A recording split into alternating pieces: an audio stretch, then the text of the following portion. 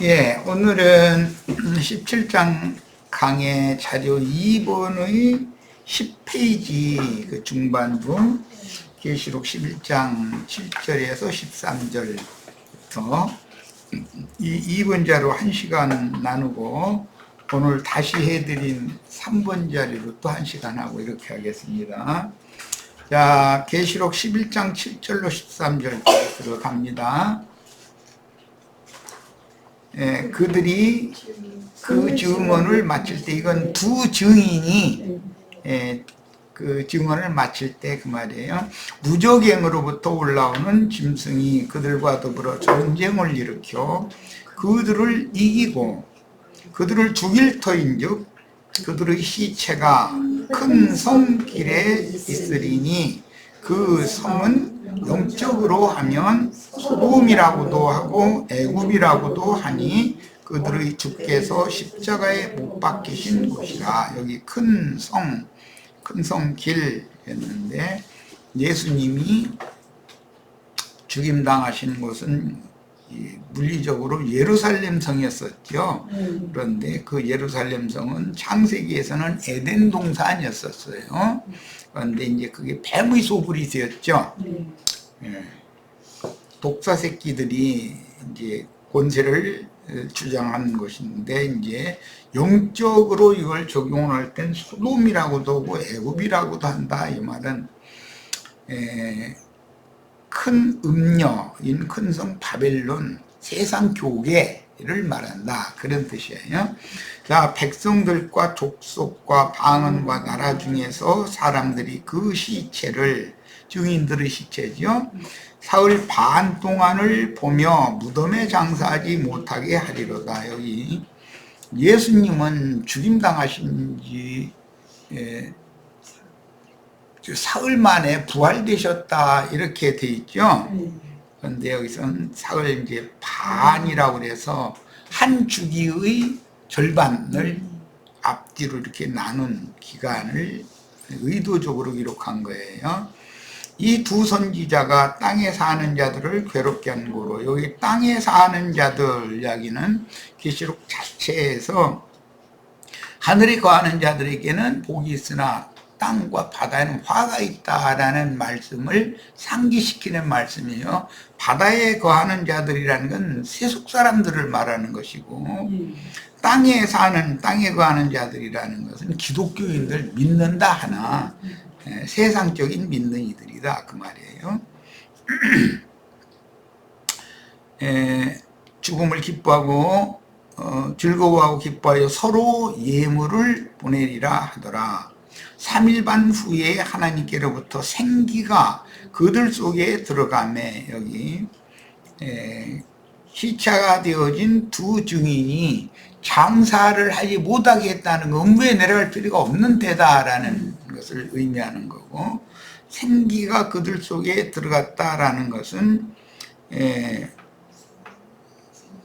대언하는 자를 통해서 하나님의 말씀이 선포되었다, 이제 그런 말인데, 두 증인이 죽고 3일 반이 지났으니까 후반부에 마지막 대언을 하고 마지막 한 일회를 최종적으로 마감할 사람들이 남아서 하나님의 말씀을 또 대언을 해야 되는 이야기인 것이죠. 그들이 발로 일어서니 구경하는 자들이 크게 두려워하더라. 하늘로부터 큰 음성이 있어 이리로 올라오라 함을 그들이 듣고, 여기 하늘로부터라는 말은 하나님께로부터, 사실은 구름 속에서 소리가 들리는 것이죠. 이제 문자대로 자면 그들이 듣고 구름을 타고 하늘로 올라가니 그들이 원수들도 구경하더라. 그때 큰 지진이 나서, 여기 큰 지진은 마태복음 27장 51절 54절에 보면 주님이 부활하실 때 큰 지진이 나고 땅이 진동하고 바위가 터지고 무덤들이 열렸다, 이렇게 기록이 됐죠.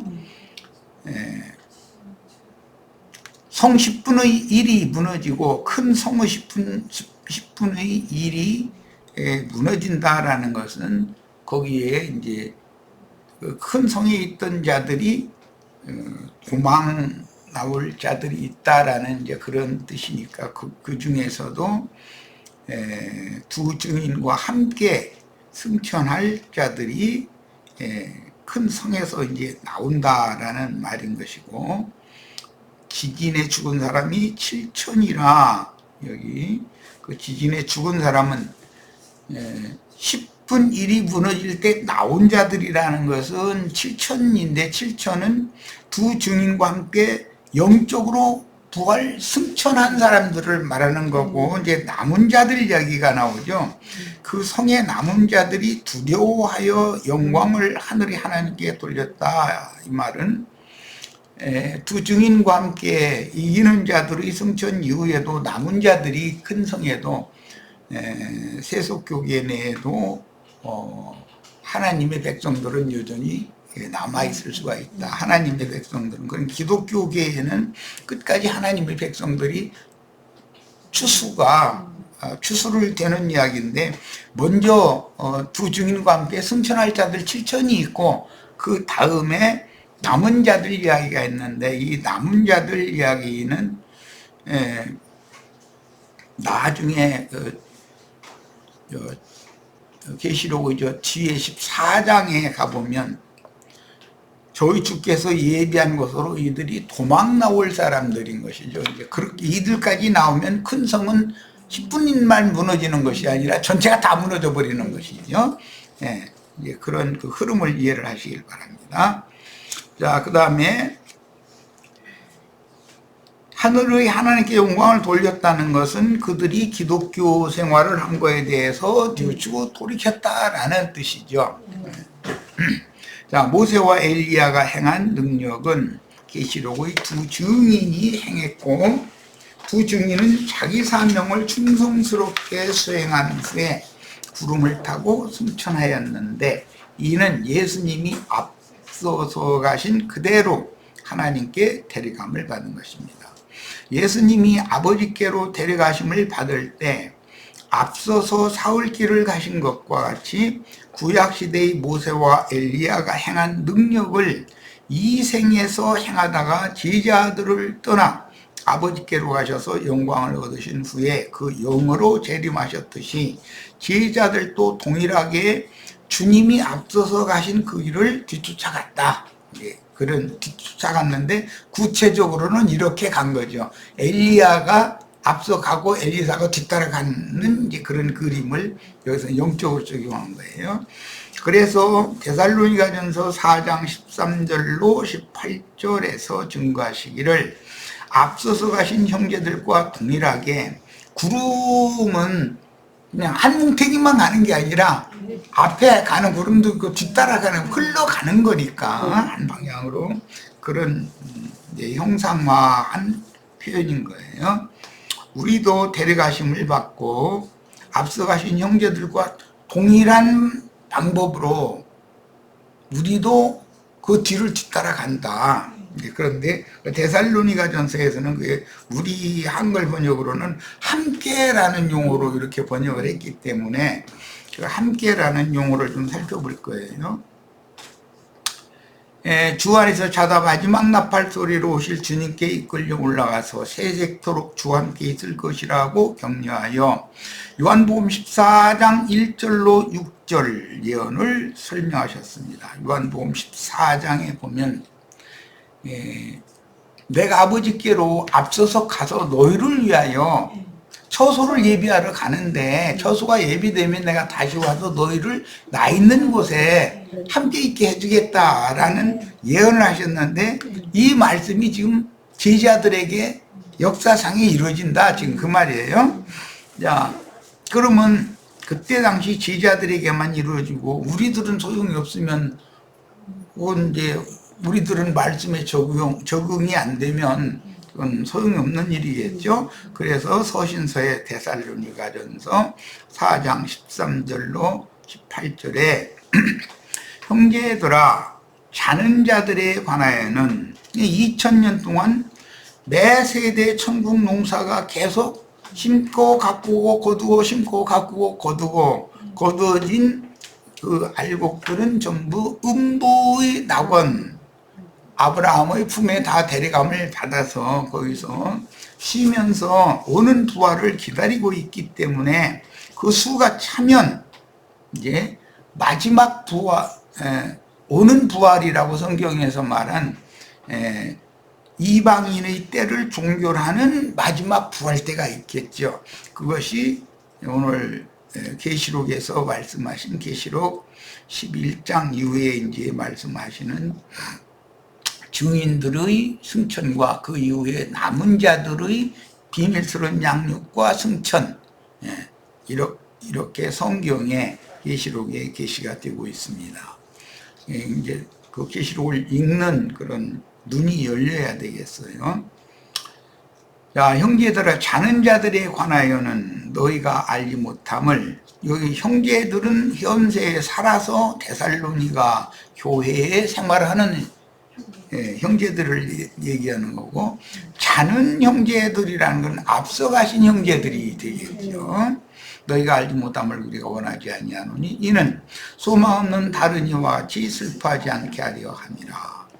우리가 예수께서 죽으셨다가 다시 살아나심을 믿을진데 이와 같이 예수 안에서 자는 자들도, 여기 자는 이야기가 자꾸 나오죠. 자는 자들, 그것은 믿는 성도들의 죽음을 잔다라고 표현했다는 거죠. 하나님이 그와 함께 데리고 오시리라. 주님이 재림한다 기독교 이렇게 바라보는데 구름을 타고 온다고 그랬는데 여기는 자는 자들과 함께 온다고 했으니까 구름이 곧 자는 자들이라는 걸 알 수가 있는 거죠. 우리가 주의 말씀으로 너희에게 이것을 말하노니 주께서 강림하실 때까지 우리 살아남아 있는 자도, 오늘이 이제 이방인의 때의 종결기라면 우리는 살아있는 자들이고 우리 바로 앞선 세대까지는 자는 자들이 될 거예요. 자는 자보다 결코 앞서지 못하리라. 무엇가? 다시 살아나심을 믿을진대를 지금 설명하느라고 그러니까 부활이라는 것은 자는 자들이 부활이 앞서 있고 현재 살아있는 자들이 부활은 뒤따른다 이 말인데, 우리 이제 번역을 잘 함께 데리고 오시리라 이렇게 해놔가지고 죽은 자들과 함께, 지금 살아있는 자는 결단과 죽은 자들보다 앞서지는 못한다고 되어 있으니까 그 자는 자들이 먼저 주와 함께 오고 현재 살아서 그날을 맞은 자들은 그 구름 속으로 끌어올려 갈 거다. 그 자는 자들 속으로 끌어데려갈 거다. 이제 앞선 선진들의 영들이 주와 함께 계신 그곳으로 추수해 간다. 이제 그게 부활이죠. 부활 승천인 것이죠. 이제 그걸 설명한 말이에요. 그 다음에 우리가 주의 말씀으로 너희에게 이것을 말하노니 주께서 강림하실 때까지 우리 살아남아 있는 자도 자는 자보다 결코 앞서지 못하리라. 주께서 호령과, 여기는 그냥 호령과만 있는데 마태복음 17장이나 이건 원래 출애굽기 19장 24장에서 인용하는 말씀이라는 걸 지난번에 했고, 구름 속에서 하나님의 소리가 들리는 것을 말하는 거예요. 호령과 천사장의 소리와 하나님의 나팔로 이렇게 표현을 했는데, 이것은 출애굽기에서는 구름 속에서 뇌성 병력 치는 소리로 들려주는 모습이었었죠.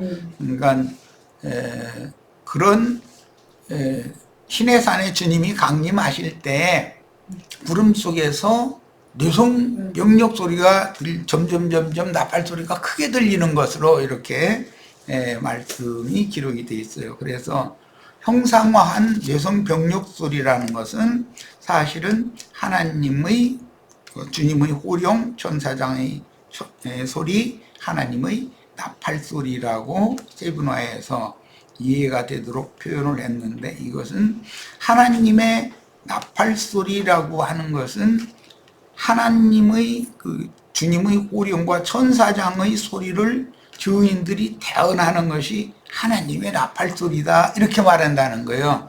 창공 하늘에서 무슨 소리가 나는 것을 말하는 것이 아니고 그 소리로 친히 하늘로부터 강림하신다. 이게 소리가 들리면 주님이 자기에게로 오시는 소리를 듣는 것인 것이고, 그러면 이제 사실은 모양을 보는 것, 번개빛이 비치는 번듯하는 그런 번개빛은 마음 눈이 열려서 보는 이야기인 것이고, 소리가 들리는 것은 마음의 귀가 열려서 하나님의 말씀, 음성을 듣는 이야기인 것이에요. 그 이해가 있으셔야 되겠어요.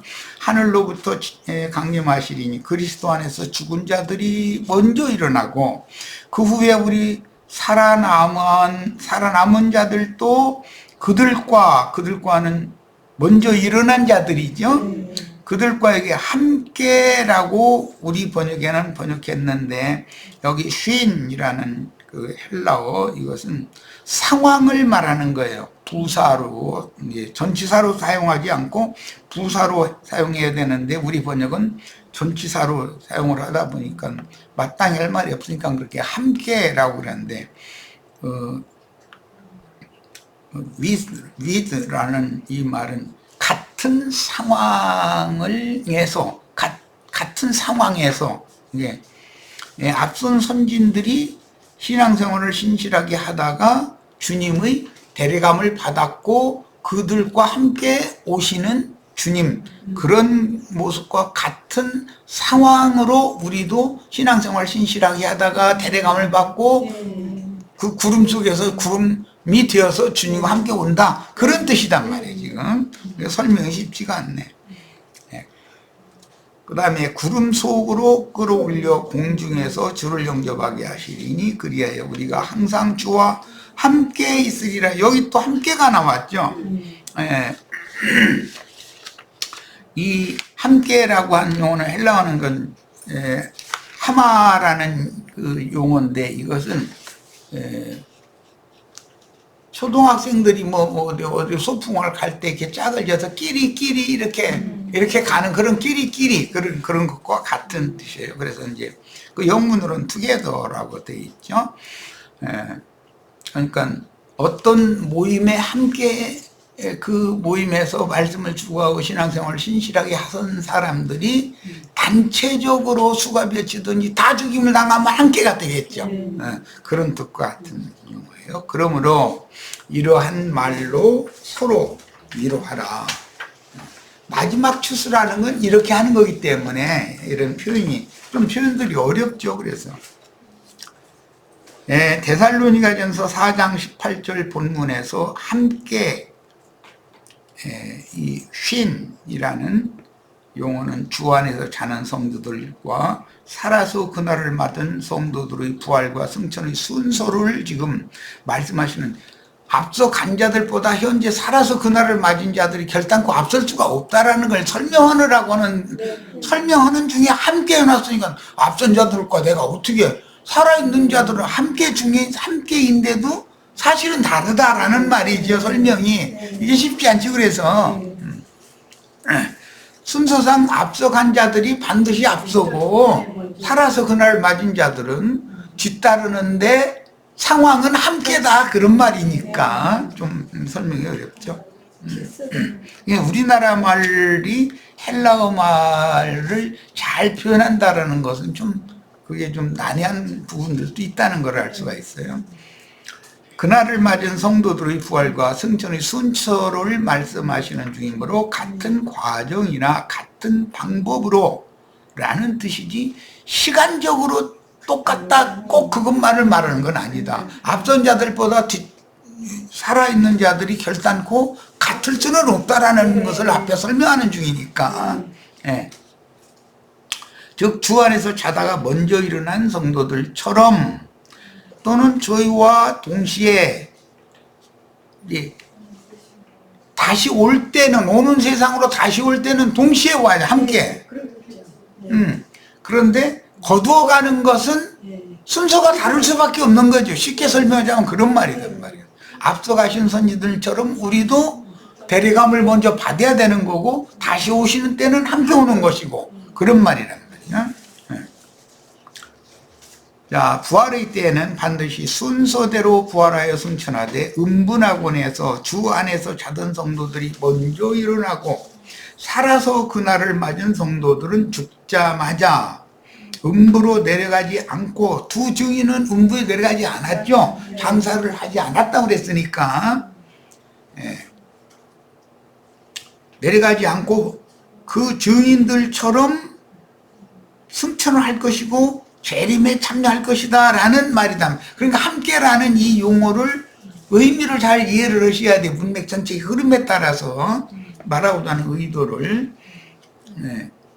주 안에서 자던 자들은 먼저 일어나서 승천하고 살아서 그날을 맞은 자들은 음부에 내려갈 필요가 없이 뒤따라서 승천하고 그 다음에 재림에는 오는 세상에 함께 구름이 되어서 주와 함께 온다 이 말이에요 지금. 자, 주님의 증인들이 현세에 부활 때는 이거 안 했나? 네, 부활 때는 뭐 내가 지금 설명한 거예요. 부활 때는 자던 자들이 먼저 부활되고 승천하고 또 살아서 그날을 맞은 자들이 죽자마자 음부로 내려가지 않고 앞선 선진들은 음부에서 부활해서 승천하는 거고 음부에 내려갈 필요가 없이 죽자마자 승천해서 오는 세상에 올 때는 또 같이 온다, 함께 온다. 이 말이에요. 이게 참 설명이 쉽지 않네. 이 함께라는 용어에 대해서 이해가 필요해요. 자, 주님의 증인들이 현세에 그 사역을 수행할 때는 반드시 빛과 능력의 전사들이 도와서 마땅히 증거해야 할 말씀을 태어나게 하십니다. 왜? 그 나팔 소리로 오시니까. 그러면 주님이 오시는 것이 나팔 소리라면 이 생에 살아서 나팔 부는 자들이 있어야 나팔 소리로 올 거 아니에요. 나팔 부는 자들이 이 생에 살아있지 않다면 주님이 오실 수가 없는 거 아니에요. 그러니까 앞서서 가신 선진들을 죽은 자 가운데에서 일어나게 하시고 승천했다가 주와 함께 오게 하시는 그 일까지도 하나님의 말씀을 대언하는 증인들의 입에서 선포되는 것과 같이 된다. 그런 말이 사실은 지금 그 얘기를 하는 거예요. 그들이 선지자들의 영의 하나님께 보냄을 받은 증인들이기 때문에 그래야만 한 시대를 종교를 해도 다음 시대로 연결을 할 수가 있겠죠. 항상 살아있는 자들이, 나팔 부는 자들은 땅에서 살아있는 생존 세계에서 말씀을 선포를 해야 되니까, 그러니까 이 문제를 잘 이해를 해야 되겠어요. 그런데 저희 주께로 대리감을 받는다는 건 죽음이라는 것을 반드시 거쳐야 되기 때문에 이제 계시록의 마지막 이기는 자의 부활은 15장 2절에 보면 불붙은 유리바다 위에서 구원을 찬양하는 그 무리가 있는데 그들이 마지막으로 이기는 자들이죠. 그러나 세상에는 현재 살아서 나팔을 부는 사람들이 있어야 된단 말이야. 그래 이제 그런 사람들을 그루터기다라고 그래요. 이 현 세상도 마지막 추수기도 살고 새 세상도 사는 두 세상을 사는 무리가 당연히 남아야 된다 그런 말이에요. 이게 하나님의 일은 나팔 부는 종들을 통해서 대대로 심고 가꾸고 거두고 심고 가꾸고 거두고를 반복하고 나서 다음 세상으로 이어지게 되지만, 그러나 어느 한 시대의 종점 최후 종결 지점의 추수가 이루어져도 여전히 다음 세상에 이제 천년 왕국이라고 하면 다음 세상에 연결이 돼야 되기 때문에 남은 자들은 있게 마련이다 이거예요. 그 남은 자들이 성경이 말하는 7천이라고 하는 거예요. 남은 자 7천을 항상 둔다 이랬는데 두 시대를 산다고요. 노아의 때 노아와 그 가족은 심판의 시대도 살았지만 새하늘과 새 땅의 새 시대도 살잖아요. 그래야 어린 양의 신부와 어린 양의 아내 수에 가입할 두 무리의 14만 4천이 이제 충분한 수가 1000년을 시차로 두고 이방인이 때 끝에 이방의 충만함도 차고 아무라도 그 수를 헤아릴 수 없이 큰 무리인 흰 옷 입은 큰 무리 1000년 동안에 또 그 수가 또 채워지는 그때까지는 이 세상 나라에서 구원의 역사가 계속 이어져야 된다 그 말이에요.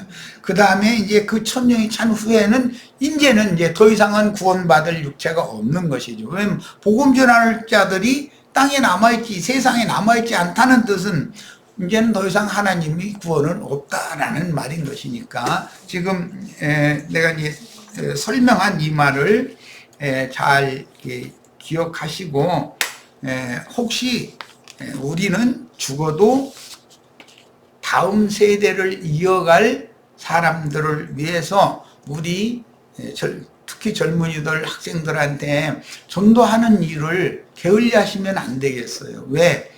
우리로서 모든 것이 끝나면 안 된다 그런 말이에요. 대를 잇는 사역은 또 이어져야 되기 때문에 하는 말이에요. 자, 첫 시간이 이렇게 해서 마치고 잠시 쉬었다가 17장 강의 3번 자료로 들어가겠습니다. 잠시 쉬었다가